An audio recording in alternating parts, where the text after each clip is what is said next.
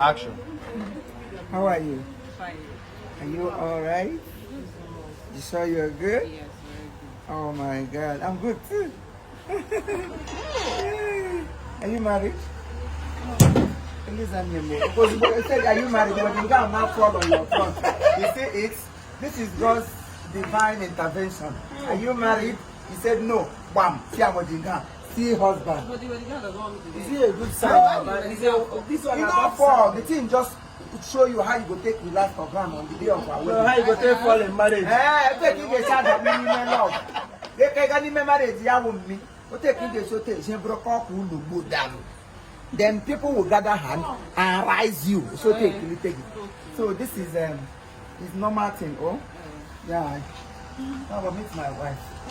Yes. Who is this? Is he your carpenter? Oh, Nyenka. See your main wife here, you there with his side chick. Oh yeah, oh my nanny. This is my side chick. Yeah, when you got mom now, side chick. Oh yeah, but I even place on your name. Side chick. They say a wife beside you. When you are yeah, there will be a wife beside you. Yeah, somebody not by your side. Your helpmate, your side mate. Yeah. I don't want to. What do you have to say? Somebody don't touch the wedding gown. See, I know I'm a diva bride. No wonder the wedding gown for. The thing for now, as you take fall inside love of me, and so the thing takes you say, "What I can get, we get email love much. Get let go. Let's go. Let's go.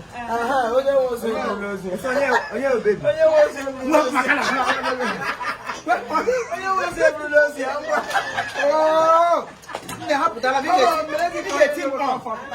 You go wipe on. I put that on ya, come on.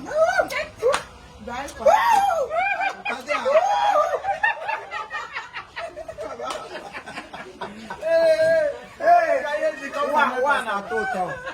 Let me go see who I am about connecting. Show them us your face. I'm about connecting. That's our sister.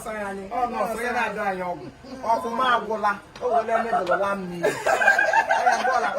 Well, I'm not guys. High job. This is Amadiva Bridal. Amadiva Bridal Sasaba. So if you are wedding this month, this year, anytime, any day, contact Amadiva. Follow her on Instagram at Amadiva Bridal. Whatever you want, they send the other.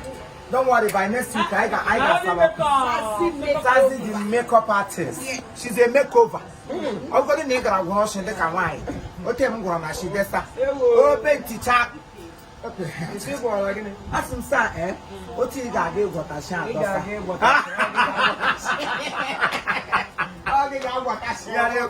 because here them now gonna hanat. Chief Bianca.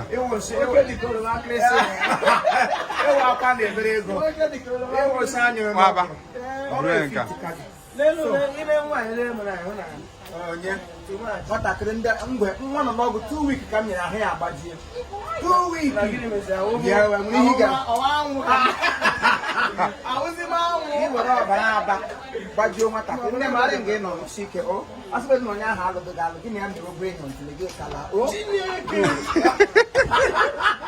because color down, hey, only who not take color money president. Oh, the color.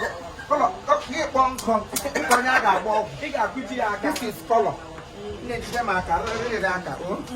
is how do Tony and Wendy. Do your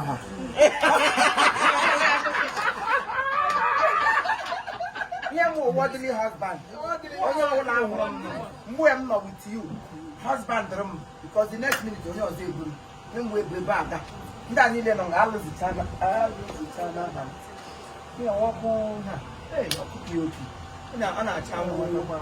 Hey, very beautiful.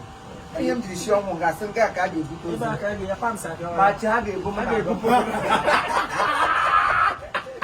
Madam, whether you don't understand us, Abby.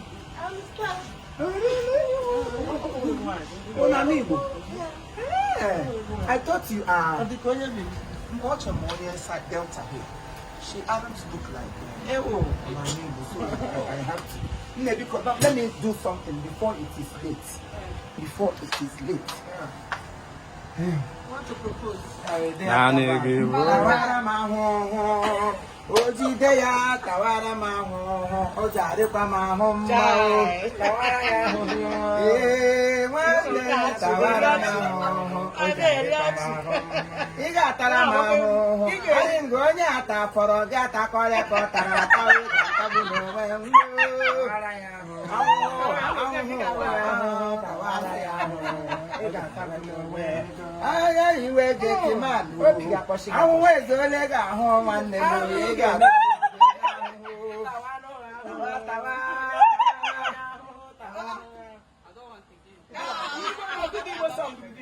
the song will make you for access to interpretation. You get man, you pass. Mbasimu get man, making the suffer they go. You go suffer inside get man plot to die.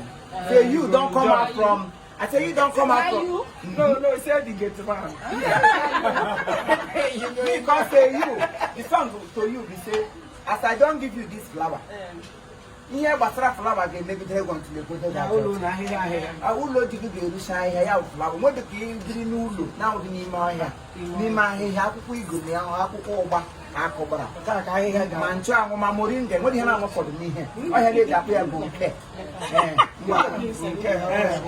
buru nke n'igbo ya nke buru nke nekwa ahụhụ tara awarụ nwaanyị ọcha nekwa ahụhụ tara awa ebe dị arụkwa ịta ahụhụ nekwa ahụhụ tara awa nwaanyị ọcha o nekwa ahụhụ tara awa obi adịkwa gị ahụ mma ebe ị pụtara ụwa sọwa ahụhụ ka dị mma nwa m buru ya eburu lawa a ga-ebutekwu ma onye go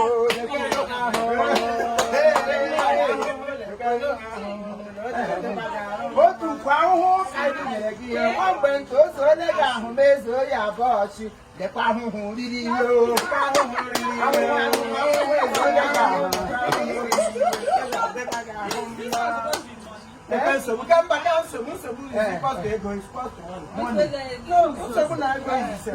this one now. When you now this is the money of the world.